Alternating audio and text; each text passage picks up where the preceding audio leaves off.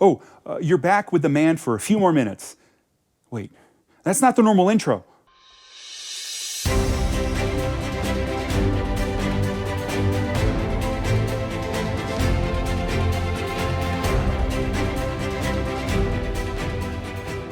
I was shopping for Mother's Day recently and saw a selection of cards with people on the front doing or saying funny things. Typical stuff, right? Well, on the far left part of the aisle, there were a bunch of them with people wearing masks. Not surprising, but it's another reminder of how much things have changed this past year. Things have changed so much and for so long, we're starting to forget what life was like pre-lockdown. Our normal is very different from what it used to be. Isn't it always? Normalcy is not stable. It's not dependable. In fact, it's normal for things to not be normal. If enough people start to adhere to the abnormal, that becomes the new normal. Every decade or so, we get a new set of those back in my day stories from our elders. Oh, what's that, Grandpa? You walked 15 miles to school, uphill, both ways? Today's question: what is normal? There are a lot of definitions for the word normal. I love the first one. Conforming to a type, standard, or regular pattern, characterized by that which is considered usual, typical, or routine. The key word is considered. Society deems what is normal. Normalcy is subjective. Saying something is good because it's normal doesn't work.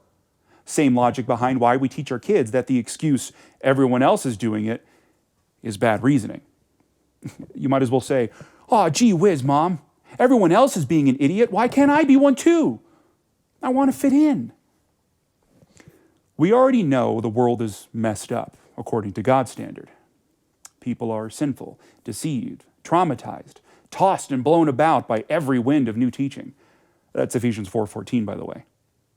If you need a reminder, just read Romans 1 starting in verse 18. Anyone who's had any life experience and reads that for the first time will inevitably realize, whoa, that sounds like society today.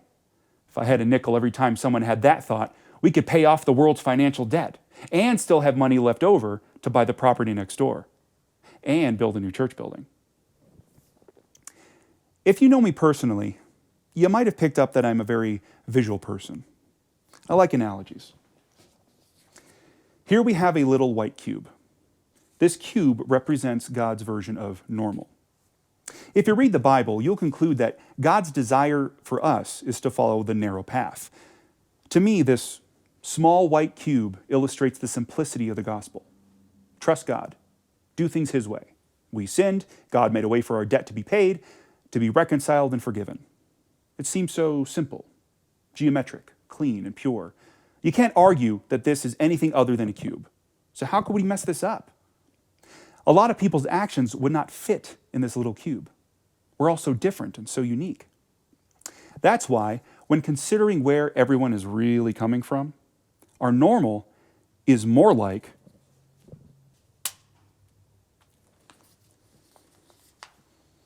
this giant Rubik's Cube.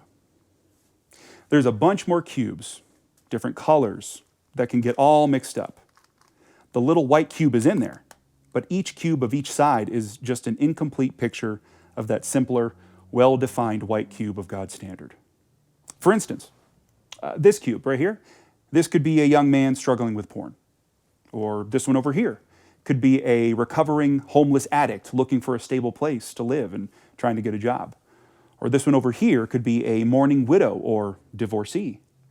This one could be someone struggling with their identity, which is a pretty broad struggle nowadays. All the cubes are looking to the ones next to them for some help or guidance, which is just as incomplete as themselves. They need to look inwards to that simple white cube of God's standard. This analogy works the other way too. Instead of all the incomplete cubes on the outside, these outer cubes could represent the various beautiful outward expressions of God's creation. All distinct, but held together and united with God at their center. So for instance, this cube could be living the single life on purpose, with a life fully committed to God's call or mission. This one could be the brainy theologian who just has that knack for research and understanding Scripture.